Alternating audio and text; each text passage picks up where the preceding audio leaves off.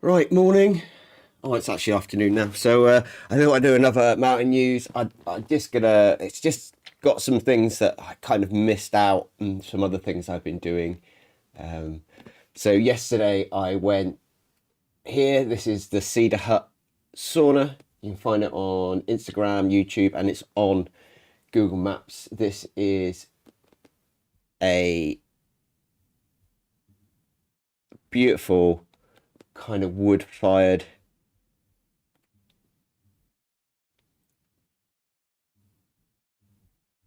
sauna right on the beach.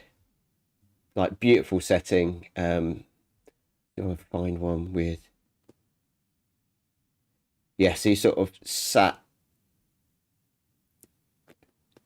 and you've got this amazing view over at the mountains, sort of right by the actual beach at Pembrun. So yeah, really worth it booking it up for an hour session or something. I think it's Thursday, Fridays, oh sorry, Friday, Saturday, Sunday. It's open a lot. They're going to maybe open it a bit more. Yeah, so that's what I got up to yesterday. Oh dear. So the other news, I kind of missed it. This popped up on my news feed, like I think even before I saw this common climate thing. I think it might have been like the Yosemite kind of climber watch I saw. But yeah, these guys have done like the Yosemite triple in under 24 hours, which is I think, oh, not Mount Whitney, is it? No, Mount Watkins, Half Dome, and El Capitan in a day. So you've got, El Cap, which is one of the biggest walls, Mount Watkins, which got massive route on it, and Half Dome that has got massive route on it. But things like Half Dome and Mount Watkins, I think you kind of have to walk into as well. So you've got all that sort of stuff going on. There is a much better write up on UK climbing. Again, just get there, have a quick read of that. I think it's quite interesting. I had a quick glance, and it talks about how they tried to apply like an ultra marathon training mindset. So what they were looking at doing was training, the ability just to keep going. So they used like watches to monitor heart rate and recovery. Had some nutritional stuff, sort of ideas handed their passed their way off a nutritional expert. Just fully trained and trained and trained, and yeah, just made it with 23 hours and 36 minutes. So like 24 minutes to spare. They got to, I think they were above Big Sandy, which is, I think it's like one or two pitches to get to like the traverse, and then two pitches to the top. And they had so that like 4 to 6 pitches left with 2 hours to go. So they were like, sounds like they proper went for it. But yeah, I think that one of the reasons this is the big news story is this is the first time that an all women team have clocked in at under 24 hours, and most of the blokes don't do it much quicker than that. So, these two are absolute beasts. The next one is again it's from Emergency Services Times, by the way, if you're interested. It just popped up because I've things, and it's, I think, from Mountain Rescue England and Wales, commenting that there are 49 volunteer rescue teams, but one of the stunning statistics in this is that if you take those 49 teams, 10% of the call outs happen just down here on Snowdon. So out of all the mountain rescue teams in England and Wales, there are busy ones in like there'd be busy ones in Ogwyn, there'd be busy ones in the Lake District, and there'd be busy ones in a couple of the Scottish areas. But Clanberis Rescue Team still accounts for 10% of the rescues in England and Wales, which is crazy.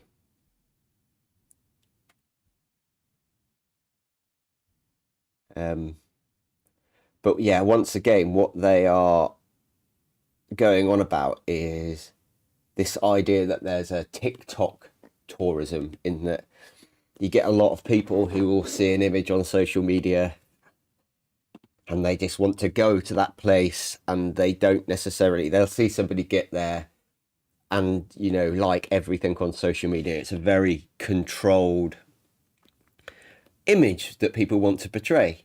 And so generally people only put the good stuff on, and you don't see that that person might have been a hill walker for 10 years or more and have developed their skills. And so a lot of people are going out and not knowing what they need to know. So it's not that they don't know it, they don't even know that they need to know it. And this is, I think, the biggest issue. And it's hard, I think, to, I feel it's quite easy for them to blame TikTok, but it's not. It's social media driven. It's not just TikTok. It's TikTok, Instagram, it's the Facebook stories, it's YouTubers. It's not, I don't think you can blame people on TikTok from being like that. I think what we have to think about instead is that are these paid? But it questions, do they need support in avoiding burnout? And I'd almost certainly say, yeah, I think like the local team here gets nearly, I think it nearly had the equivalent of a rescue a day. Now we've got a retained fire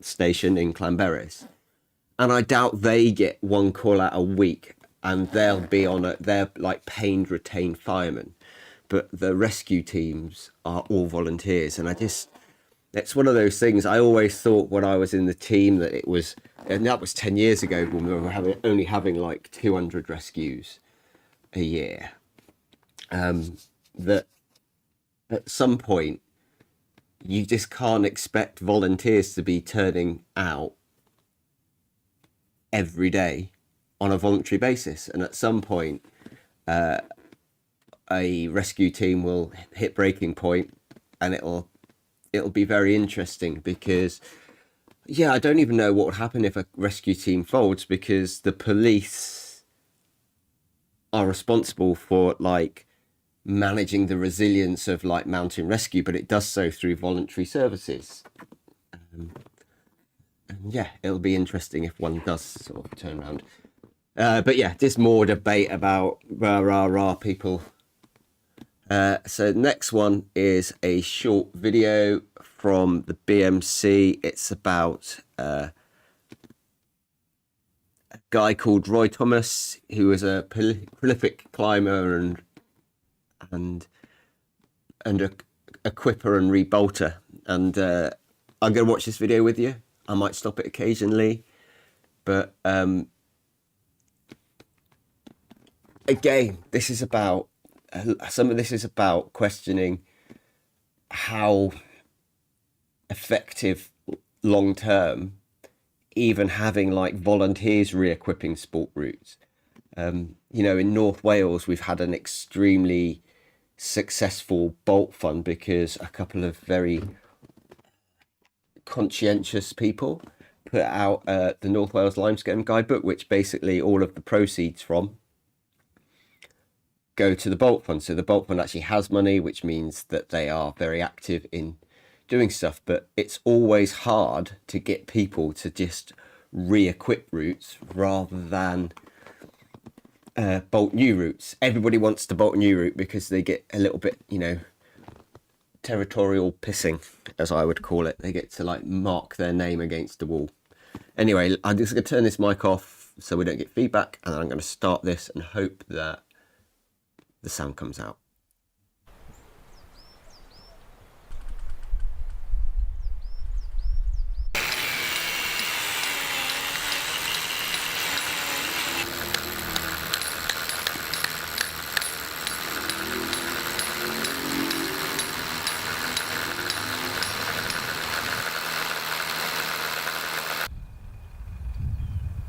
Come on!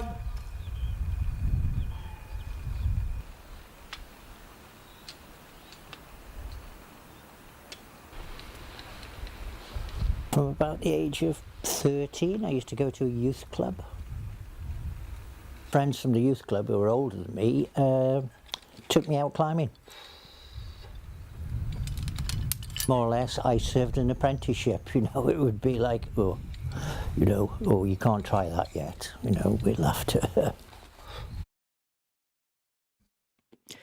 Yeah, so this guy's been climbing a long time. It's very interesting. You get to see a lot of the full thing of re-equipping, you know, angle grinding stuff off, or trying to get our old bolts takes so much time and effort, and to do it well. Yeah, I've managed to get old bolts out, but you tend to have to then you fuck up the hole, so you often have to re-drill them out bigger and use resin in anchors, and then that, yeah. But yeah, it will hopefully learn a little bit about all of this.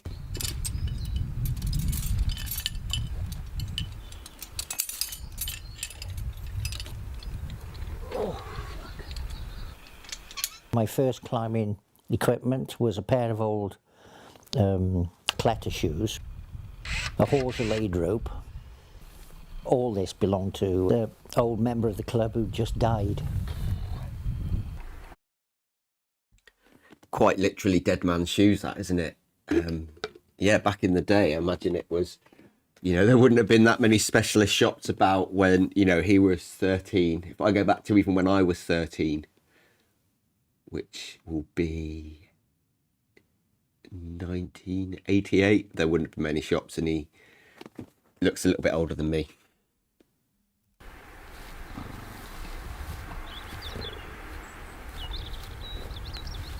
Although he looks just like me walking up there at the moment. I also do a lot of new routes.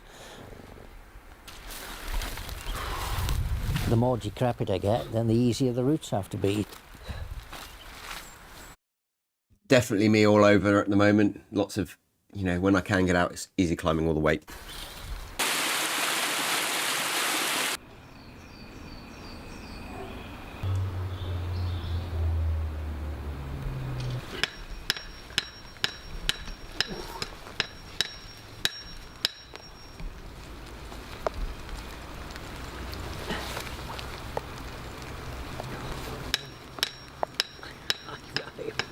I've no idea what this white stuff is.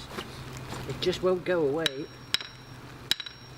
In May, I smashed my shoulder blade, broke 6 ribs, a flail chest, punctured lung, and a broken collarbone. He did a number on himself, didn't he?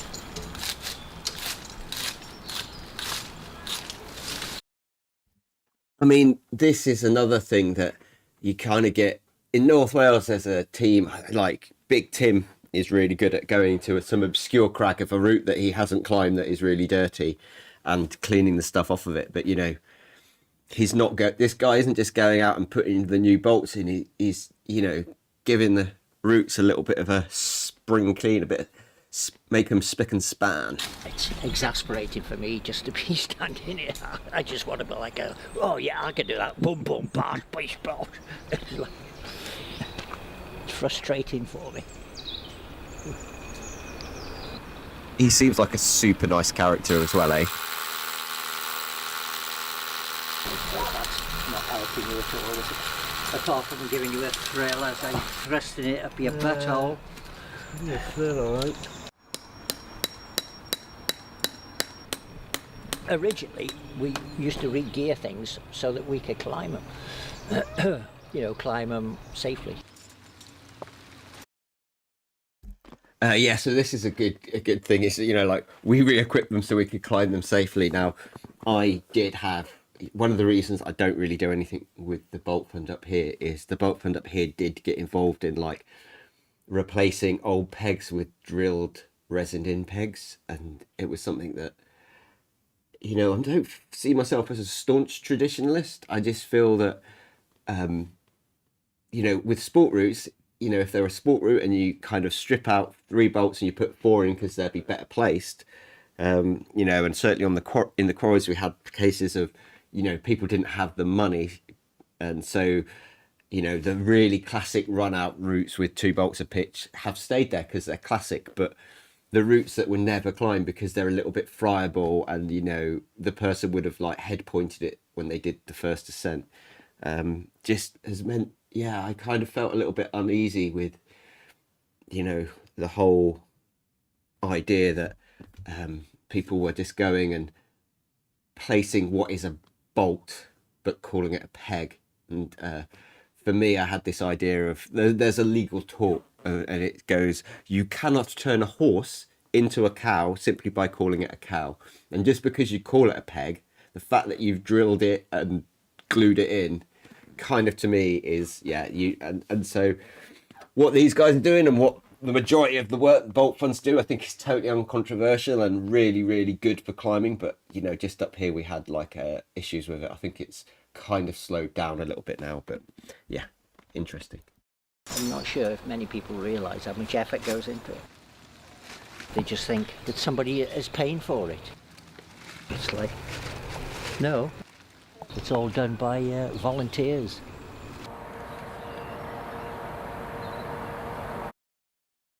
And that is the interesting thing, is that, you know, when you go to a sport venue, you probably think that it's nice and safe, and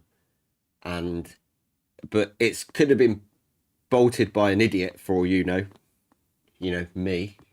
That's the sort of idiot that does it. And then I would say, like, I would regularly go out to the slate quarries when we were doing re-equipping those, and I could maybe re-equip like 3 routes a day if they were like next to each other. But anything more than that, believe it or not, you know, let's say you're re-equipping 4 routes and they each had 6 bolts plus 2 in the lower off, so that's 8 bolts. So 3 times 8, 16, 24.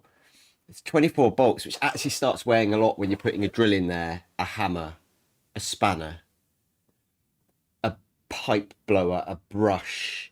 Yeah, it just all adds up, and essentially what you end up with is like a couple of people doing loads of work. And then, like, you know, I can remember when I was doing it, somebody came up and said, oh yeah, oh, the route I didn't put a very good low on it, why don't you go and replace that? And I was like, this person had like put up quite a lot of routes in the quarries, and I'm just like, why don't you tidy it up yourself? You have put these routes up, you know, take some ownership of them, rather than, you know, it's almost like, oh, I can bolt anything because somebody will come along and re-equip it properly for me. And sadly, it doesn't happen that often, but yeah, occasionally you just get some weird requests. Right. And I think this goes on.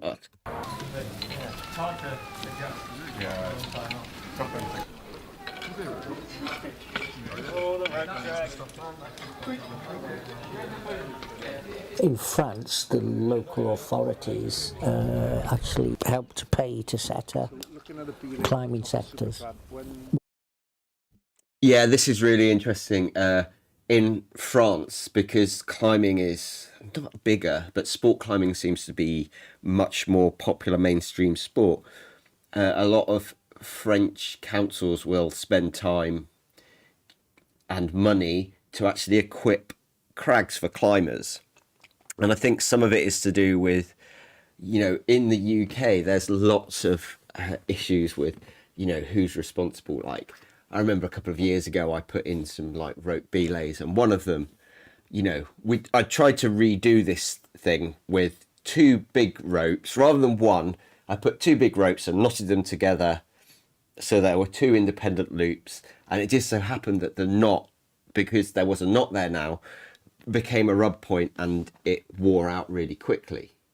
Now, somebody moaned and said, oh, you've done that, you know, you've not done it right. It's like, well, actually, there was me and another instructor, highly experienced, and we were discussing the best way to do this, to, you know, and we'd done one round a tree, we'd done a few round a tree and a few other in other places that were fine.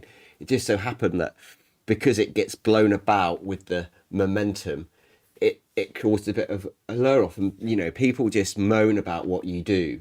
I literally had somebody from the BMC phone me up saying, blah, blah, blah, you can't be doing that. That's our crag. And it was, yeah, I just, And I think, yeah, what you end up with is this weird, people want to have safe climbing, but nobody wants to take responsibility, even like up the pass, where climbers regularly rely on an abseil piece of tap round a spike or a tree to get off the crags. You know, everything from that to a bolt is essentially abandoned equipment. So you place it, it's then abandoned. And, you know, and I'm just like, people are like, aren't you worried about, you know, when I was doing this stuff, aren't you worried about people suing you? And it's like, well, first off, at the time I was insured. And then I also kind of worked on the principle that, you know, the legal argument was, yes, I abandoned that bit of equipment there for other people to use, and how they used it would be up to them if they used it correctly, you know. And so effectively you need to learn that you need to check anything that's been left in situ at a crag, because it just treat it like it's been abandoned. I'm going to move on from that because it's, you know, give you something to watch. The next one is, I don't really want to dwell on it, it's really sad. Some young Scottish wingsuit flyer died. Now I know that Leo and people that I know who had got into wingsuit flying, like Leo and Tim Amit, both kind of quit because so many of their close friends sadly died doing it. And it's very sad, but I almost feel it's inevitable if you roll the dice that many times. So this, no, back, is it gonna get Attaboy! You go to the rope or that? Attaboy! Come on! There it is! Come on, keep going! So I'm just going to let this go, and then I'm going to chat after it. What I want you to think is that this is everybody. I've had this problem when I first started out. I see this in a lot of people that I've coached over the years, and I'm just going to discuss it. This popped up on my thing, and it's actually given me an idea for another kind of coaching thing I'll do. But I just thought I'd show you this.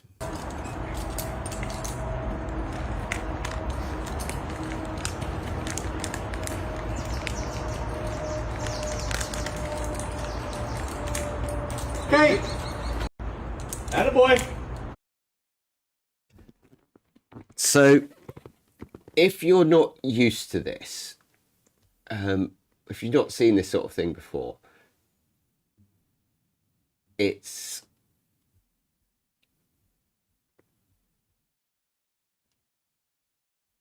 tantamount to, you know, this poor guy is virtually, what do we call it? I would say he's shaking like a shitting dog. Not to put too fine a point on it. He's actually, kind of ties in with our last story. This guy's actually a very talented wingsuit flyer, but he's not a very good climber. So, you know, in certain parts of his life, he can deal with like far greater, stress that, like, you know, he's barely 10 foot off the ground and he's just trying to climb an easy route. But to me, it illustrates two things. One, this is very common. People kind of, I think, panicking when they go to clip. I think the main thing is you tend to have to hold on with one hand and then kind of clip with the other. And so you end up, for a time, you have to reach down, pull the rope up and clip. So if you're pumped, you can sometimes feel like you're going to pump out, and then you kind of go like this. And literally, I can remember having, as I was going to pinch, I'd have in my mind, I could just feel my arms going, "Ah," and opening up. And so what I kind of thought I'd do is do a little talk on like building confidence, but use this as an example of like that some of it is mental, but some of it might be actually your body position and stuff like this. So what you can see down here is he's right on his tippy toes. If he kind of stood sideways a bit, got into a better body position, he'd be in a better, more relaxed position. But he's tense and he's like this, and there are ways, and there's this kind of whole idea of it's called self-efficacy theory. If you go on to, let's go back here, I think if you go into here, I might have put it up on here. If not, I'll definitely get it on. No.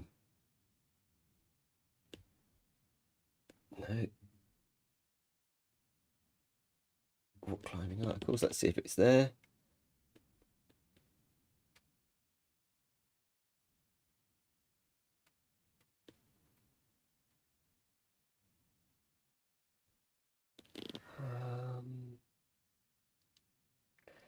No, it's not. Somewhere I have an old article from Climbing Magazine on developing